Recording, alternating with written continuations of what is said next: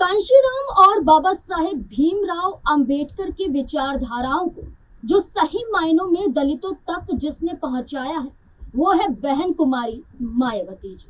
आज 14 अप्रैल है और आज ही डॉक्टर भीमराव अंबेडकर की 135वीं जन्म जयंती है।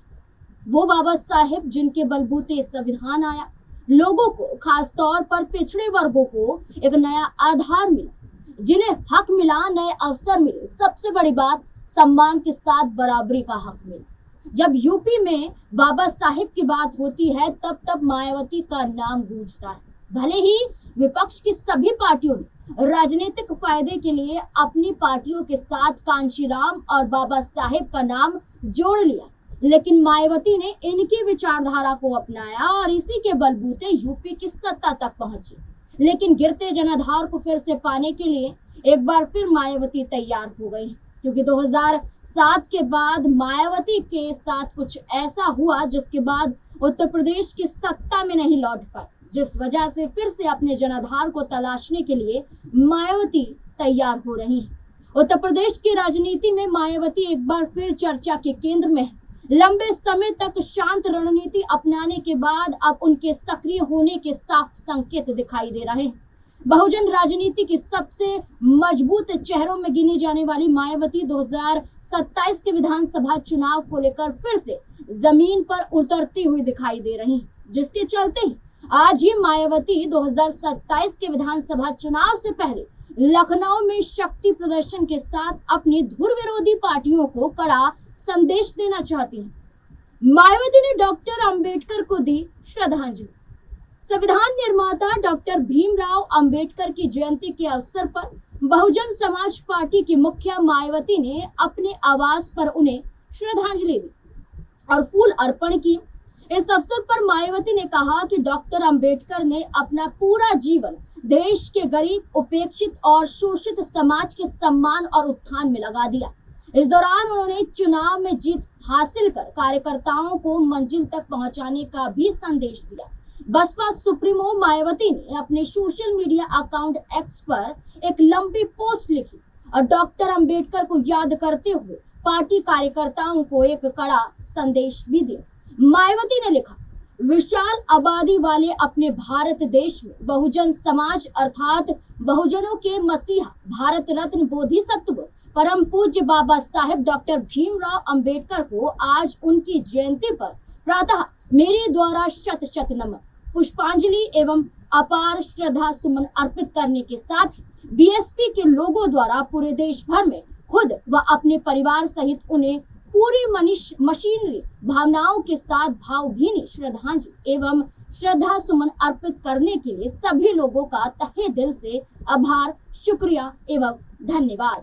जय भीम, जय भारत। जहां मायावती ने ये पोस्ट लिखा, ये इतना ही नहीं है बल्कि इसके अलावा भी आगे काफी कुछ लिखती हुई नजर आई हैं, जो उनके पोस्ट में आपको नजर भी आ जाएगा। मायावती ने पहले यहाँ श्रद्धांजलि अर्पित की, इसके बाद मायावती ने एक बड़ा कदम उठाया, लेकिन इससे पहले एक बड़ा सवाल बन जाता है, अंबेडकर जरूरी या राजनीतिक फायदा?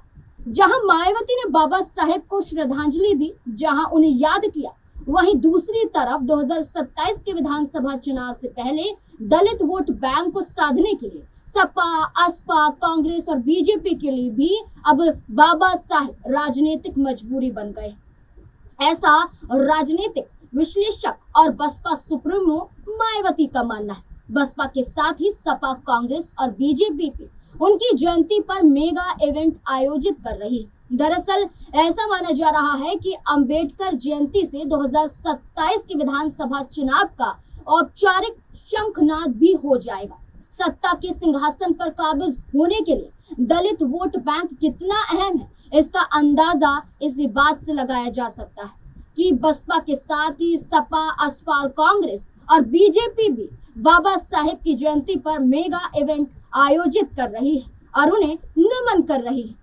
मायावती का शक्ति प्रदर्शन। बसपा जहां लखनऊ में 2 लाख से अधिक की भीड़ जुटाकर शक्ति प्रदर्शन करने जा रही है, तो वहीं समाजवादी पार्टी गांव-गांव में पीडीए का झंडा बुलंद कर रही है। दूसरी तरफ बीजेपी ने व्यापक तैयारी की है। बीजेपी पूरे प्रदेश में युवा संवाद संगम और मूर्ति सौंदर्यीकरण और 11,000 दीप जलाने की बड़ी योजना चला रही है।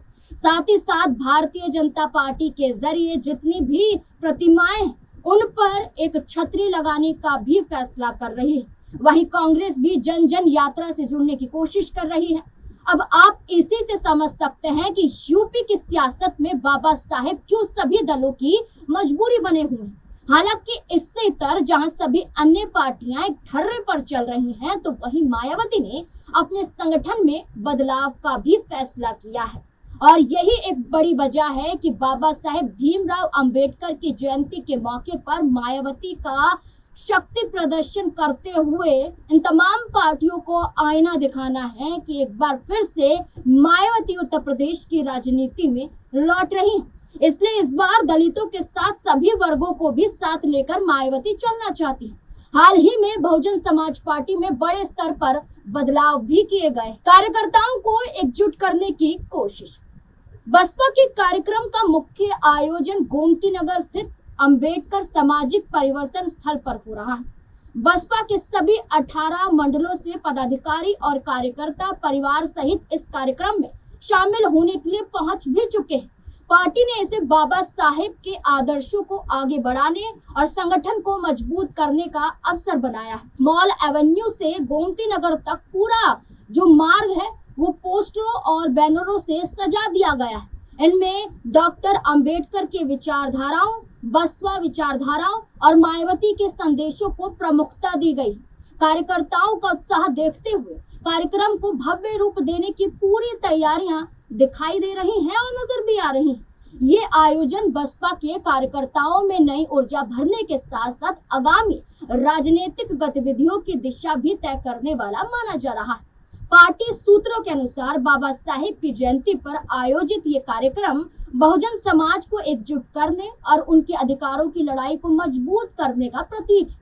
लखनऊ में बसपा का ये भव्य कार्यक्रम न केवल अंबेडकर जयंती की स्मृति को जीवंत करेगा, बल्कि पार्टी कार्यकर्ताओं को संगठित करने और संघर्ष जारी रखने का एक बड़ा संदेश भी माना जा रहा है। क्या यूपी में इस बार चलेगा मायावती का सिक्का?